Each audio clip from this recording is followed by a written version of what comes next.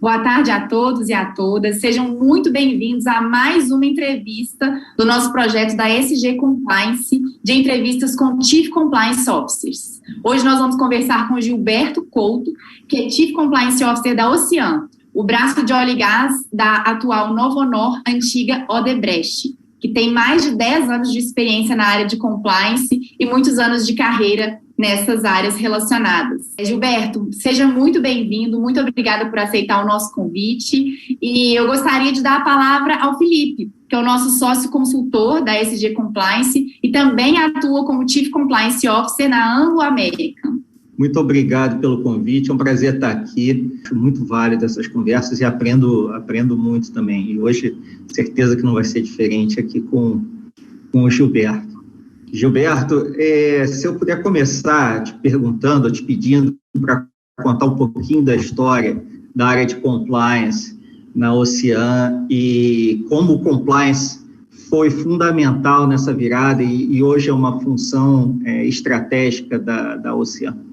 Obrigado, Sara. Obrigado, Felipe. Adorei o convite. Espero poder contribuir para esse projeto tão interessante, tão relevante que vocês da SG estão promovendo.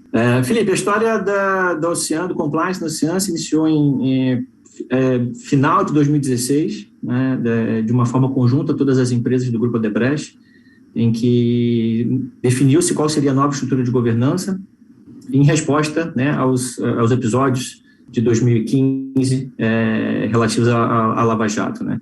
Então, a história começou oficialmente assim, com a equipe montada em 2017 e partimos do zero. O grande resumo da Ocean se limita a isso, né? Partimos essencialmente do zero. Era uma empresa que não tinha a conformidade, como a gente chama internamente, a gente não fala compliance lá, não tinha a conformidade presente nos seus processos, na sua cultura. Então, foi um desafio bastante relevante, começar definindo políticas, diretrizes, normativos, reformular canal de denúncia de acordo com as melhores práticas. Foi realmente um desafio muito difícil, que exigiu muito trabalho, muita criatividade do time, tínhamos pouco tempo, né, para reagir, né, de uma forma efetiva, mas foi muito interessante, a empresa abraçou de uma maneira muito genuína, né, a Ocean ela não teve envolvimento como acusada, né, de malfeitos na Lava Jato, então até por uma questão de mostrar isso ao mercado, de se diferenciar em relação a isso, era um anseio muito importante da parte dos funcionários, quererem mostrar para o mercado que a Ocean, a parte de óleo e gás não teve envolvimento, né? Então, fomos abraçados de uma forma muito, muito intensa, tivemos um apoio, não só da outra direção, que isso é o básico, né? Sem isso, nenhum programa de compliance começa, mas fomos muito apoiados por todos os níveis, né, da companhia. Então, foi muito satisfatório ver grandes entregas que conseguimos fazer em tão pouco tempo e, assim, permeando realmente todos os níveis da companhia. Nossa, que legal. Realmente é uma história de superação, né? Depois eu tenho certeza que você vai falar um pouquinho para a gente da obtenção da ISO e da jornada. De repente, se você puder falar um pouquinho mais dessa jornada da maturidade, de como vocês saíram do zero e chegaram nesse estágio atual onde vocês estão. Que legal.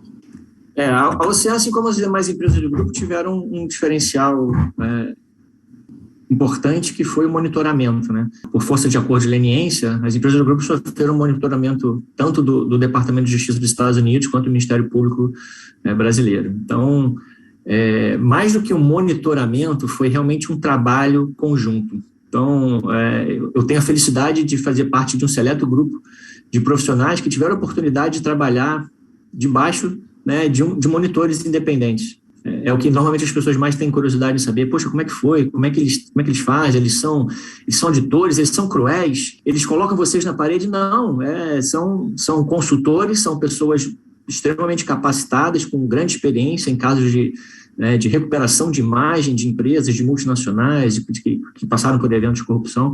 Então, são profissionais de gabarito incrível, que sentam com você, conversam, entendem a realidade da empresa, e constroem juntos. Isso não tem preço assim para quem está na carreira de conformidade. Tive a oportunidade de participar de um projeto como esse. Então, foram 3 anos e meio de monitoramento em que todas as nossas conquistas foram divididas com eles. Isso é muito legal. De fato, é uma parceria, não tem nada a ver com a imagem. Eu já presenciei alguns profissionais em congressos, sabe, em algumas palestras mencionando isso. Não, eles fazem isso, eles fazem aquilo. Pode até ser que outros façam, mas não foi o caso com as empresas do grupo da Odebrecht. Então, foi realmente feito a 10 mãos. Eram equipes bastante capacitadas, bastante grandes, com várias especialidades, e que construíram junto conosco. E foram muitos debates, porque para eles também foi algo novo, uma empresa de óleo e gás, do porte da Ocean. Então, foi bastante produtivo e relevante. Que legal. Depois de caminhar tanto com essa experiência, quando você olha para trás, o que você acha que talvez as 3 coisas que faltaram ao grupo, ou que poderia ter evitado essa situação específica? Eu acho que a principal, e que aqui foi a característica primeiramente identificada pelos próprios monitores lá em 2017, o pilar da descentralização, que é uma característica muito forte da cultura das empresas do Grupo Novonor, foi tido por eles, e eu estou afirmando como opinião dos monitores, e compartilho da opinião deles, que a descentralização, de uma maneira muito exagerada, foi um dos responsáveis pela perda do controle, né, relativo aos processos que facilitaram e permitiram todos os ilícitos que foram praticados. Essa mudança cultural foi muito importante, né? Você pensar em processos centralizados, porque antes os processos, embora fossem semelhantes, eram descentralizados para cada uma das unidades operacionais, de acordo com as necessidades e características, às vezes até de diferença entre as unidades. Mas um dos principais itens a serem definidos foi a questão da centralização. Tanto é que a estrutura de governança para montar as equipes de conformidade foram centralizadas. E isso foi uma das primeiras ações que foram tomadas relativas à estruturação das equipes, né? Tipo, de ter sempre o mesmo reporte ligado ao conselho, não ter profissionais que respondam, que tenham linha de reporte na linha e sempre linha de reporte ao conselho. Então, essa questão da centralização da governança e dos principais processos, os processos que oferecem maior risco, serem, de uma vez por todas, mais centralizados e mais acompanhados. Isso, sem dúvida, foi uma mudança cultural importante. Isso é muito interessante, Gilberto, e eu tento trazer também sempre a minha realidade, que a descentralização ela é tida como uma opção válida, né, dos negócios. Você traz 2 pontos aí muito, muito interessantes. A questão do report por si só traz transparência, né? A questão da consistência, né? Porque você pode ter o mesmo processo, mas aplicado de forma consistente entre diferentes empresas, que afeta o grupo da mesma forma, né? Então, nessa mudança, teve muita resistência da administração? Como eu falei, havia um anseio muito grande da empresa como um todo de querer se diferenciar, de querer contar ao mercado que não estávamos envolvidos em tudo aquilo que estava sendo divulgado e que, apesar de não terem os controles que fossem necessários, apesar dos controles não serem existentes à época, não foram feitos mau uso, né, dos recursos da empresa. Então, havia uma urgência em querer, né, nos mostrar, olha, aqui não aconteceu, a gente precisa se diferenciar disso, o que a gente precisa fazer? Então, tinham 2 comportamentos básicos, né? Tinha aquele funcionário que chegava e falava assim, olha, eu sempre achei que a gente precisava de tal e tal coisa, o que vocês acham disso? Então, ele já vinha com uma certa proposta, porque às vezes eram pessoas que vinham de mercado, ou não estavam tanto tempo na empresa, não tinham absorvido tanto aquela cultura, então já vinham com propostas. Esse era um grupo importante que nos ajudou bastante, e tinha um outro grupo que vinha assim, cara, o que precisa fazer? Eu quero ajudar, eu quero fazer parte disso, vamos juntos sair logo disso. Então, a Ocean, ela tem um ambiente característico muito produtivo, de muita cooperação, que eu nunca vi em nenhuma outra empresa que eu trabalhei, mesmo naquelas em que eu trabalhava como consultor externo. Então, isso foi muito bom, porque a gente conseguiu implementar muita coisa em pouco tempo, graças à colaboração e à cooperação de todas as áreas. Então, muito além do saldo, né, da história do apoio da alta administração, a gente, de fato, contou com o apoio de todos os níveis da empresa. Foi muito bom. Os anos 2017 e 2018 foram excepcionais para o nosso crescimento na conformidade. Que legal, porque geralmente o pessoal vê a autonomia do Compliance Officer como uma barreira para o negócio, né? Como se fosse matar o espírito animal do negócio, né? Matar essa vontade de crescer. Pelo que você está me contando, foi justamente o contrário. Potencializou essa vontade de fazer negócios, alinhado talvez com uma mudança de valores, né? Sim, sem dúvida.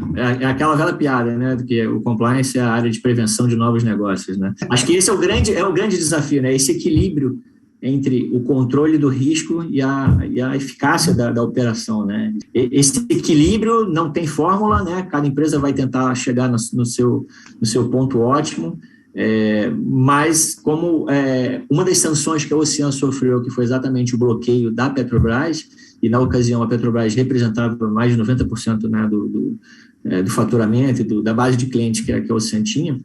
Então, era uma urgência provarmos a Petrobras que montamos um sistema de conformidade. Primeiro, que não houve envolvimento da Oceana. Em segundo, que montamos um programa de conformidade para proteger daquele momento em diante, de uma forma sistêmica, comprovadamente estruturada, que o programa era capaz, era robusto, enfim, que mitigaria todos os riscos específicos envolvidos para a corrupção.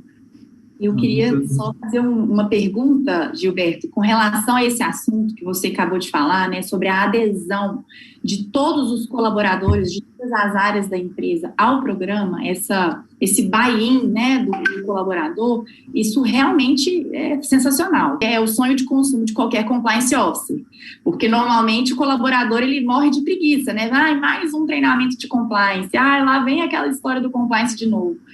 E a minha pergunta é, você acha que esse buy-in, né, essa adesão dos colaboradores da Ocean, ela se deve ao fato de que vocês passaram por esse monitoramento, passaram, né, pelo Lava Jato, tiveram que mudar esse paradigma, ou por alguma outra estratégia do próprio departamento de compliance, ou seja, alguma estratégia no treinamento, alguma estratégia na comunicação? Vocês acham que tem algo a mais? Ou que é realmente porque vocês aprenderam pela dor e não pelo amor?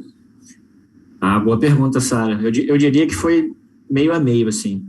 Tinha essa urgência, tinha esse senso, né, de precisamos, né, mostrar que não somos o que estão dizendo, né, da gente, o que acham que fizemos. Mas desde o início, a gente tinha um compromisso interno na equipe de compliance de se mostrar bastante parceiro das áreas. Desde o início, a gente priorizou o contato presencial, os treinamentos presenciais. A gente sempre prezou pela total transparência das razões, dos motivos dos controles. As pessoas só seguem um controle, só aceita, né, um determinado procedimento se ela entende o que está por trás, né, qual o objetivo daquele controle e que ela tem que ajudar a construir. Eu sei que pode parecer óbvio, né, que basicamente o trabalho de um auditor, né, mas a gente, desde o início, teve a sensibilidade de tentar deixar o integrante à vontade. Ele precisava ficar à vontade e não se sentir coagido ou se sentir pressionado, até pelo fator tempo, porque a gente realmente tinha um relógio contrário, que era o bloqueio da Petrobras. A gente sempre tratou as equipes de uma maneira individualizada, absolutamente personalizada, entendendo junto com elas os riscos que elas estavam submetidas, desenhando os controles e deixando elas confortáveis para dizer, isso vai funcionar, ou isso não vai funcionar, ou isso vai me doer, mas eu entendo, é um efeito colateral. E a gente fala assim, cara, nem que seja por um tempo, depois a gente vai evoluir, a gente vai melhorar. Então, esse contato sempre foi muito intenso, muito contínuo. Então, acho que as duas coisas se casam bem para esse sucesso que a gente teve lá. Que legal, parabéns pelo trabalho. Se você puder comentar um pouquinho sobre o trabalho que vocês têm com embaixadores de compliance. Eu sei por alto, mas se você puder falar um pouquinho rapidamente sobre esse trabalho que vocês desenvolvem com embaixadores de compliance na Ocean. Isso, esse projeto a gente chama de agentes de ética, a gente implementou desde 2018, né, foi o segundo ano do programa, até porque no primeiro ano o pessoal precisava entender o que era compliance, e faz parte exatamente dessa estratégia da nossa total transparência. Qual é a ideia do nosso programa de agentes de ética? É um grupo, hoje flutua normalmente entre 45 a 50 participantes por ano, e a ideia é capacitá-los com total transparência sobre os objetivos de cada passo que a gente dá em compliance. Dessa forma, a gente ganha 50 defensores máximos da disciplina, espalhado pelas diversas áreas. Então, isso é incrível, esse fenômeno é muito legal. Quando eles escutam num almoço, numa conversa numa reunião, alguém comenta alguma coisa, não, mas isso aí, não sei o quê, isso não funciona, eu sei que isso não funciona. O agente de ética sabe por que ele acha aquilo, ele expõe. Não, eu sei por que é assim, eu sei por que você pensa dessa forma, mas deixa eu te contar qual é o bastidor. É assim, assim, assim, porque o fornecedor não responde o questionário, não é culpa da área de conformidade, não é culpa da área de suprimento, a gente municia eles com esses detalhes operacionais, ele entende, ele fica encantado com aquilo e ele multiplica esse sentimento. Então, desde 2018, a gente aposta muito no treinamento dos agentes de ética, a gente faz vários eventos, temos grupos de WhatsApp, a gente adianta para eles várias ações nossas, a gente pede a opinião deles, eles participam de campanhas, gravam vídeos, então é fundamental, porque se eu consigo convencer esse grupo, né, do objetivo maior do compliance, eu tenho certeza que eu plantei uma sementinha do bem em cada um deles que eles vão levar para dentro de suas respectivas equipes. Isso, para mim, é impagável, é o principal problema que a gente tem. Tem uma questão, né, do efeito desses agentes de ética, que quando você promove mudanças culturais, você acaba tendo uma série de reflexos em outras áreas. Então, eu imagino que essa iniciativa dos agentes de ética acabam trazendo, por exemplo, um efeito na retenção dos funcionários. Tem uma questão geracional, né, desse alinhamento com propósito e visão da empresa com o próprio propósito dos trabalhadores, né? Então, eu imagino que isso também tem um efeito na retenção dos talentos e do capital humano. Confere?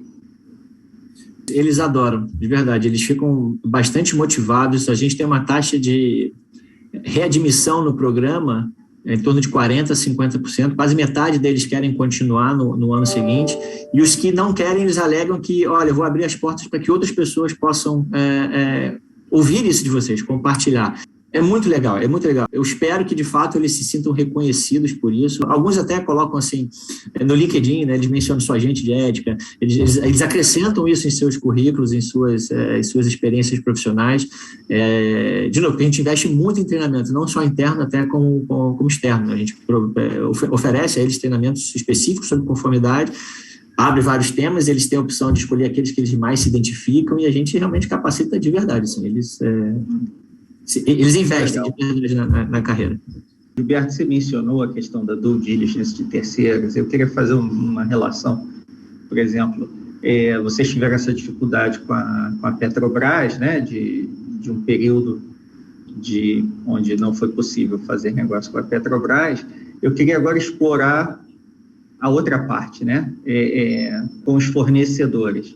O que vocês agora, como uma empresa que investe em compliance, que tem compliance como valor, a ética, né, assim, como parte da forma de fazer negócio, o que vocês exigem dos fornecedores de vocês? Quais os cuidados que vocês têm nesse relacionamento com terceiros? Primeiro, Felipe, a gente investiu na capacitação dos fornecedores, né? Então, desde o início, a gente criou um treinamento que era obrigatório de acordo com a classificação de risco, né, do fornecedor candidato, um treinamento sobre compliance. Então, era um treinamento que a gente exigia que fosse realizado pelos sócios administradores dos fornecedores. E depois que a gente obteve a nossa certificação da ISO 37001, a gente passou dentro do âmbito da concorrência, né, além dos quesitos técnicos, além dos quesitos comerciais, que são os clássicos, a gente imputou quesitos de compliance.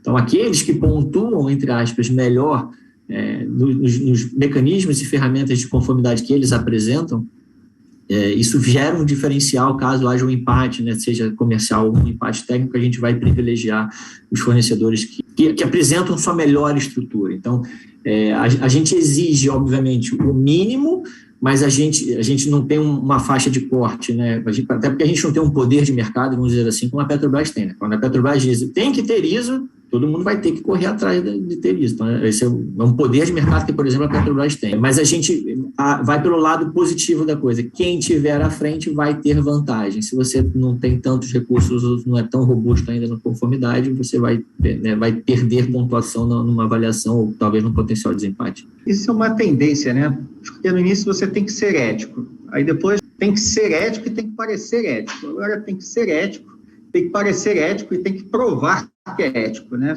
Não basta ficar no discurso, né? Tem que demonstrar através das ações, dos programas e até mesmo certificação, e acaba sendo uma vantagem competitiva para quem quer fazer negócio nesse mercado integrado, né? Porque os terceiros têm efeito direto na sua reputação, né? É uma sequência. Sem dúvida, sem dúvida. E é dentro dessa ótica, Felipe, que eu passei muito a acreditar no poder da certificação. É claro para mim, como profissional, o quão válido é.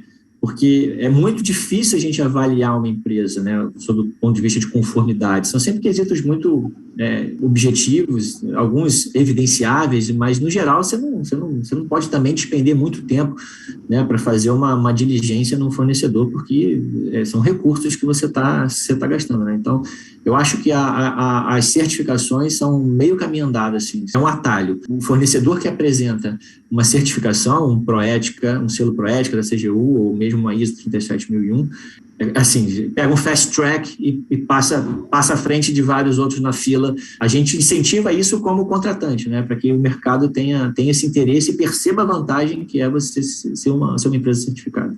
E vamos falar um pouco de sucesso. Vocês têm uma história de sucesso, vocês conseguem ver, né, saíram de um momento muito difícil e hoje já superaram o monitoramento e estão numa nova fase do compliance como negócio. Como é que você mede o sucesso do programa de compliance, Gilberto?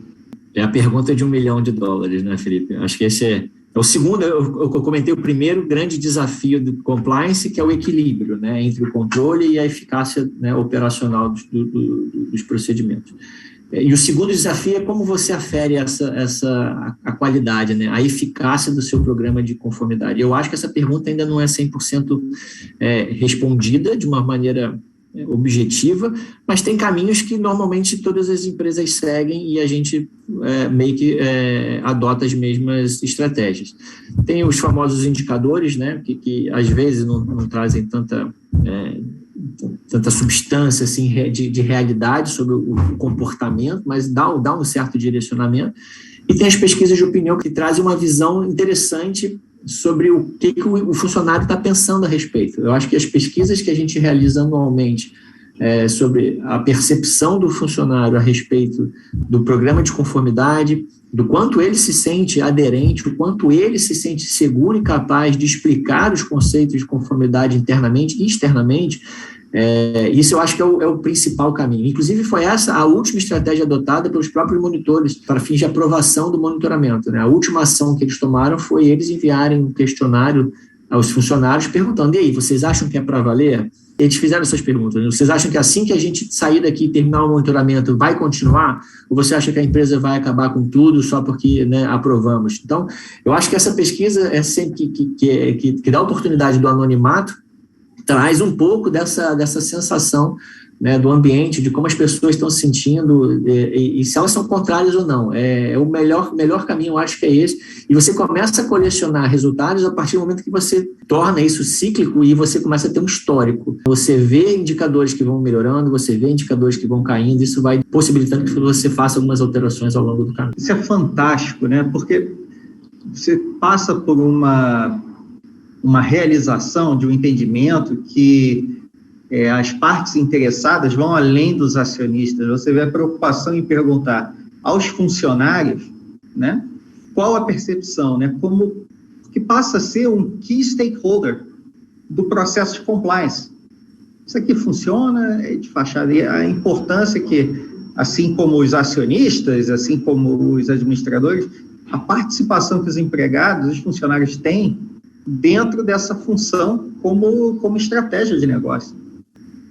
É isso. Eu acho que é a melhor oportunidade para você ter a temperatura, né, de como está o seu programa de conformidade. Porque essas pesquisas vêm muita crítica construtiva também, né? Vem muitos elogios, mas vem críticas e às vezes vem até ideias boas que a gente consegue aproveitar e implementar. Então, é o melhor termômetro. A gente avalia, inclusive, o direcionamento, qual o entendimento do funcionário em relação à integridade dos membros da alta direção, né? Se ele acha que, de fato, faço o que eu falo, né, mas não faço o que eu faço, ou se eles acreditam mesmo que somos todos éticos, íntegros e transparentes, as ações promovidas, né, que são percebidas pela empresa como um todo, estão alinhadas ao que a gente coloca, né, nas campanhas de comunicação e que a gente tanto afirma nos treinamentos.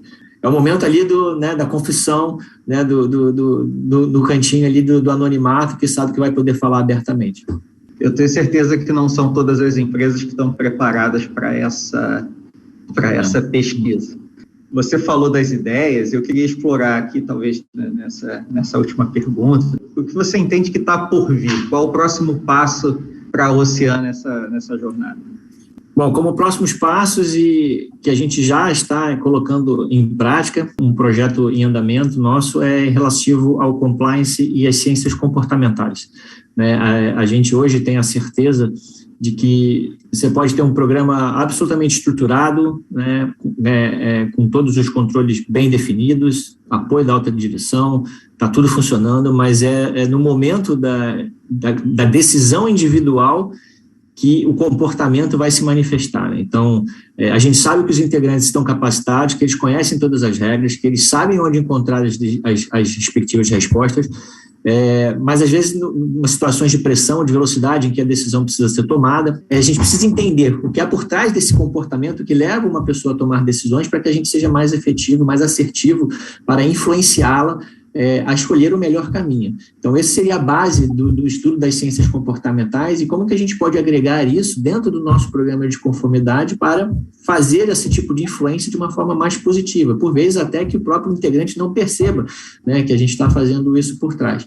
Então, hoje a gente está investindo muito no estudo e capacitação da minha equipe, estamos provendo alguns experimentos internos para entender o que às vezes funciona melhor, o que funciona não tão bem, quais são os insights que a gente consiga fazer com que direcionar os integrantes para as melhores escolhas.